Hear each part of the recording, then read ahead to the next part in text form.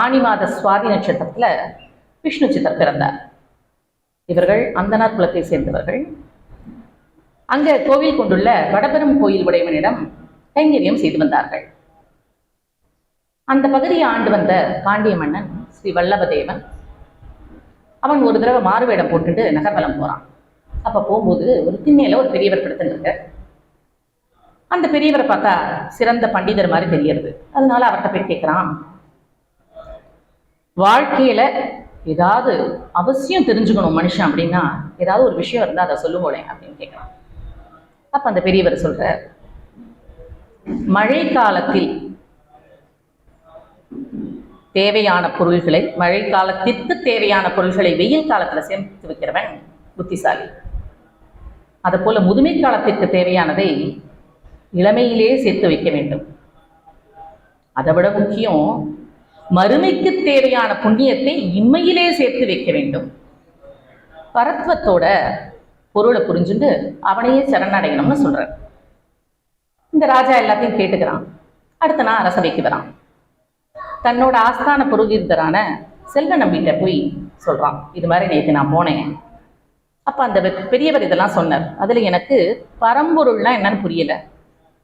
எவன் மோட்சத்தை தருவான்னு அவன் சொன்னதுல எனக்கு புரியல.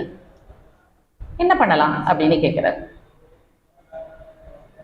இந்த செல்வ நம்பியோட அறிவுரைப்படி ஒரு போட்டி வைக்கிறார்கள். அந்த பாண்டிய தேசத்துல இருக்கிற எல்லா வித்வான்களும் விற்பனர்களும் வந்து பரதத்துவம் என்னன்னு நிரூபிச்சுட்டா அவளுக்கு ஒரு பொற்கிழியை தரலாம்னு முடிவு பண்ணி போட்டியை அறிவிக்கிறார்கள். அந்த பொற்கிழிங்கிறது அவளை சுலபமா எடுத்துன்னு போக முடியாது. யாராலும் அண்ட முடியாத உயரத்துல கட்டி வச்சிருப்பார்கள். இவர்கள் அந்த போட்டியில கலந்து கொள்பவர்கள்லாம் அதை நிரூபிச்ச உடனே கடவுளுக்கு எது கரெக்டுன்னு தோன்றதோ அப்ப அந்த பொற்குழியை கீழே தழையிற மாதிரி செய்வாங்க. இப்படி ஒரு போட்டி. இந்த வடபத்திரசாயி விஷ்ணு சித்தரின் கனவுல வந்து சொல்றார், இது மாதிரி பாண்டிய மன்னன் ஒரு போட்டி வச்சிருக்கான், நீ போய் பரத்துவத்தை நிரூபிச்சு அந்த பொற்கிழியை அறுத்துன்னு வந்துரு அப்படின்னு சொல்றார்.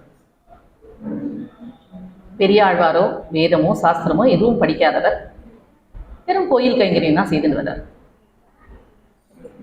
நான் எப்படிப்பா நிரூபிக்கிறதுன்னு கேட்கிறார். நான் தான் பரத்தத்துவம்னு உனக்கு தெரியறது இல்லை, தைரியமா போ, நான் பார்த்துக்கிறேன்னு சொல்றார். அடுத்த நாள் காலையில பெரியாழ்வார் குளித்து விட்டு பாண்டியனோட சபைக்கு வருகிறார். அங்க இருக்கிற விற்பனர்களும் வித்வான்களும் பேசுகிறார், குசு குசுன்னு பேசுகிறார். இவரோ வேதமோ சாஸ்திரமோ எதுவுமே படிக்கலையே, இவர் எப்படி நிரூபிப்பார் அப்படின்னு பேசுகிறார். ஆனா அவர் முகத்துல இருக்கிற ஒரு ஒளி பாண்டிய மன்னனை அவருக்கு மரியாதை கொடுக்க வைத்து ஒரு ஆசனத்துல உட்கார சொல்லி, நீங்க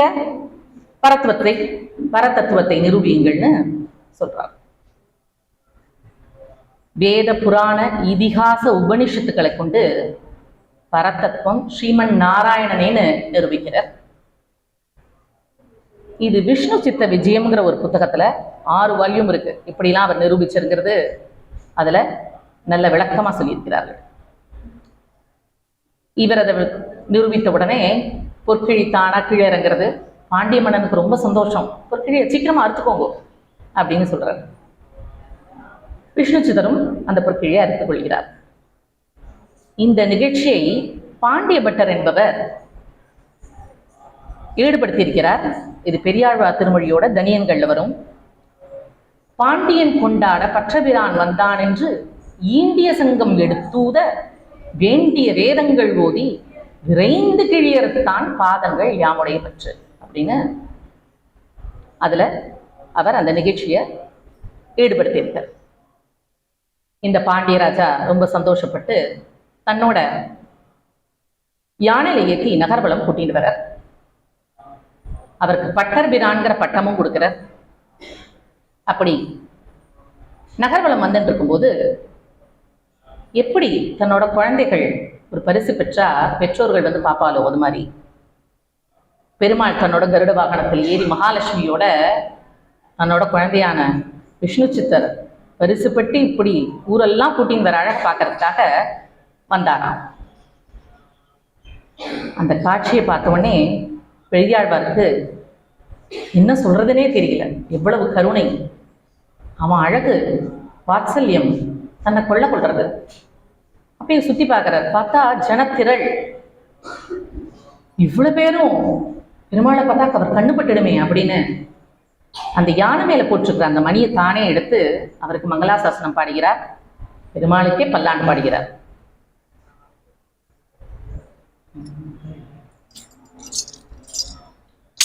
பல்லாண்டு பல்லாண்டு பல்லாயிரத்தாண்டு வந்த கோடி நூறாயிரம் மல்லாண்டத்தின் தோள் மணிவண்ணாவும் சேரடி செல்வி திருக்காப்பு அடியோ மோடும் இன்னோடும் பிரிவின்றி ஆயிரம் பல்லாண்டு வடிவாய் பலமார்பினில் வாழ்கின்ற மங்கையும் பல்லாண்டு வடிவாசூதி பலத்துறையும் சுடராழியும் பல்லாண்டு படைப்போர்க்கு முழங்கும் பாஞ்ச சண்ணியமும் பல்லாண்டே பல்லாண்டே அப்படின்னு பெருமாளுக்கே மங்களாசாசனம் செய்ததால் அவருக்கு பெரியாழ்வார் அப்படிங்கிற பெயர் வந்தது.